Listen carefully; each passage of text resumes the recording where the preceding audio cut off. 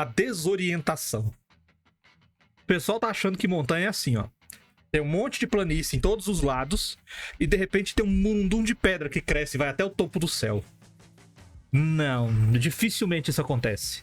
Geralmente a montanha ela tá inserida numa cordilheira ou então num grupamento de elevações. E às vezes você tem a montanha e junto da montanha você tem alguns penhascos que levam a outras regiões mais baixas, ou seja, é sempre caminhando para cima. Então quando você tem grupos de montanhas multifacetadas, cheios de caminhos internos, você começa a ter algumas coisas ali que vão começar a te prejudicar.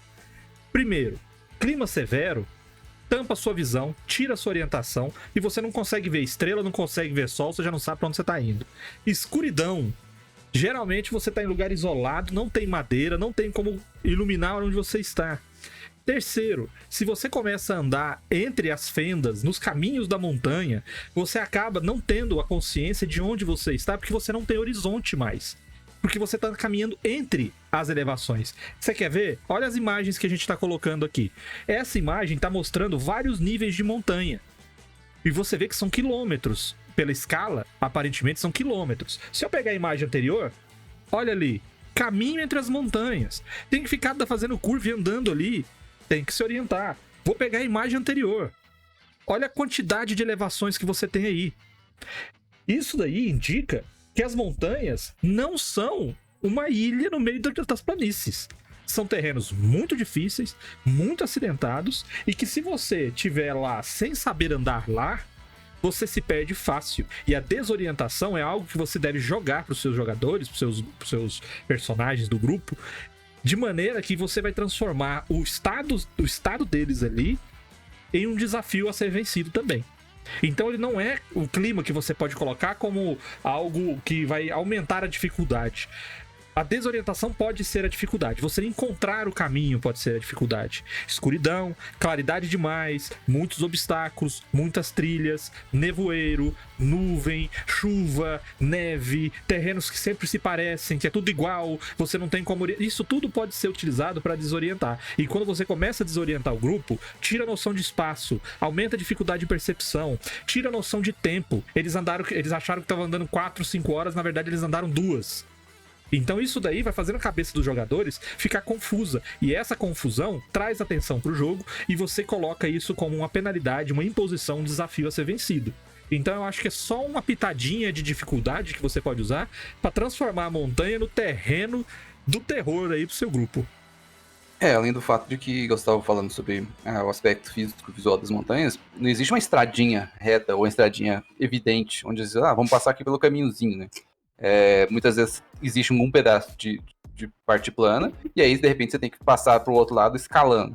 E aí quem já subiu numa árvore sabe que muitas vezes a dificuldade de subir e descer é bem diferente. Então às vezes você consegue subir porque você tá vendo onde você tá pegando ali, onde você vai subir, mas na hora de descer depois, você não sabe exatamente onde você tem que colocar o pé, onde você tá, onde tem que colocar a mão para poder descer de maneira segura. Então, se por acaso alguém tá seguindo, ou o grupo se distanciou um do outro, ele vai chegar numa parte e falar, peraí, ele foi pra qual lado agora? Pra direita, pra esquerda, foi pra cima, ele desceu até o patamar de baixo. Subiu inclinado, pegou um caminhozinho ali ou virou. Sem contar, isso aí, igual o Marcelo falou nisso, a gente tá falando por enquanto também só da casca da montanha, né? Nada impede também de você ter que entrar por um vão da montanha ali, correr uns corredores dentro da montanha e chegar lá do outro lado e o grupo passou reto e escalou por cima ao invés de ir por dentro. Então, existem vários caminhos para poder seguir dentro da montanha e nenhum deles é propriamente demarcados. Eu acho que qualquer um de nós que já jogou jogo de RPG, principalmente jogo de sobrevivência, quando vai pra montanha, se você não prestar atenção no mapa, maluco, você se perde.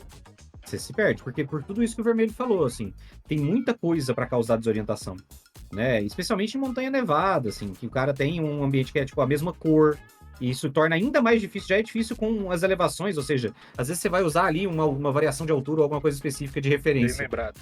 E aí, se por acaso é tudo da mesma cor, você nem consegue fazer isso, entendeu? Não, eu tô usando aqui de referência isso aqui, porra, nevou, fudeu, cobriu, entendeu? Vento, então tudo isso acaba atrapalhando. Névoa, que pode acontecer, se você chega na altura da... Imagina se você está subindo a montanha e você chega na altura das nuvens. A sua referência visual externa, em volta, acaba. A mesma coisa para quem utiliza céu, né? Se você utiliza o céu para fazer referência em deslocamentos maiores, também pode ser que você perca teto, vamos dizer assim, em algum momento. Era até uma coisa que eu ia falar na Avalanche, né? Que o pessoal fala do grande problema de se você for pego numa Avalanche. Que é, você não sabe nem pra que lado você tem que escavar. E aí, se você não souber nesse caso, você tem que cuspir.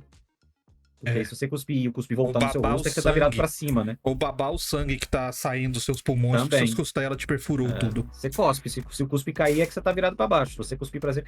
São coisas que você descobre na internet exclusivamente dessa maneira, se você for brasileiro. Porque você não tem risco de lidar com uma avalanche. Tipo, nossa, muito útil esse conhecimento pra mim, realmente. Agora eu sei como é que eu faço.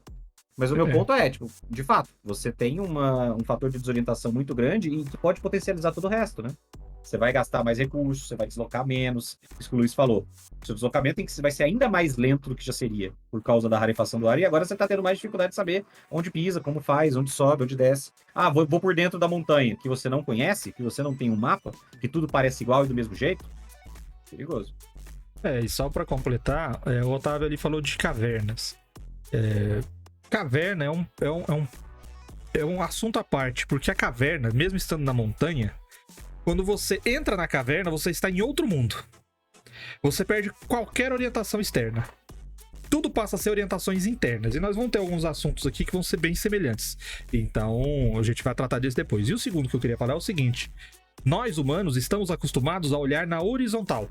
Então nós temos uma excelente medição de distâncias horizontal, proporção de tamanho, proporção de tempo de caminhada, de tudo. As leis da física para nós é tudo na horizontal. Quando você começa a olhar para cima ou olhar para baixo, o seu cérebro começa a te enganar, porque você começa a perder essa noção. Você não sabe olhar direito as distâncias, você não sabe ver o peso das coisas, o movimento das coisas da maneira que são. Do mesmo jeito, quando você olha um avião no céu, você não sabe se ele tá perto ou se ele tá longe, às vezes. Você não consegue identificar a distância real dele, porque você demora a treinar isso. Então eu acho que é uma coisa boa de estar na cabeça aí quando vocês forem narrar. Tudo que é pra cima ou pra baixo vai ser difícil pra nós, humanos. Os manos, né?